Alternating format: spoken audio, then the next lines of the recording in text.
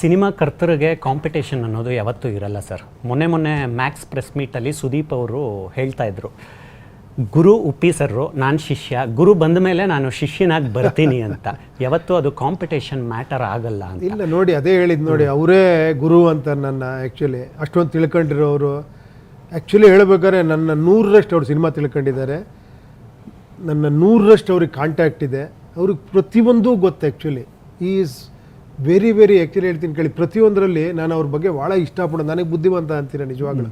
Actually ಹೇಳ್ಬೇಕಂದ್ರೆ ಅವರಷ್ಟು ವಿಚಾರ, ಅವರೊಂದು ಒಂದು ಮಾತಾಡೋಕ್ಕೆ ಕೂತ್ಕೊಂಡ್ರೇ ಅವ್ರು ಹೆಂಗೆ ಮಾತಾಡ್ತಾರೆ ಅಂದರೆ, ಏನೇ ಇಷ್ಟು ವಿಚಾರ ತಿಳ್ಕೊಂಡಿದ್ದಾರೆ ಅವ್ರು, ಈ ಥರ ಮಾತಾಡ್ತಾರಲ್ಲ, ಒಂದೊಂದು ವಿಷಯನೂ ಡೆಪ್ತಲ್ಲಿ ಹೋಗಿ ಮಾತಾಡೋವಂಥ ವ್ಯಕ್ತಿ ಅವರು. ಇದು ನಾಟ್ ಎನ್ ಆರ್ಡಿನರಿ ಪರ್ಸನ್. ಅಂಥವ್ರು ಇದನ್ನು ಹೇಳ್ತಾ ಇದ್ದಾರೆ ಅಂದರೆ ಸಿಂಪಲಾಗಿ ಅರ್ಥ ಮಾಡ್ಕೊಳ್ಳಿ. ಯಾಕಂದರೆ ಸೂಚ್ಯವಾಗಿ ಹೇಳಿದ್ರು ಅವರು, ಇಲ್ಲಪ್ಪ ಈ ಸೀಸನ್ನು ಹಾಲಿಡೇ ಸೀಸನ್ನು, ಈ ಟೈಮಲ್ಲಿ ಅವರು ಬರ್ತಾರೆ, ಅವ್ರ ಸಿನಿಮಾನೂ ನೋಡಿ ನಮ್ಮ ಸಿನಿಮಾನೂ ನೋಡಿ, ಎರಡಕ್ಕೂ ಆಶೀರ್ವಾದ ಮಾಡಿ ಅಂದರು. ಆ್ಯಕ್ಚುಲಿ ಅದಕ್ಕಿಂತ ಇನ್ನೇನು ಹೇಳೋದಿದೆ ಹೇಳಿ.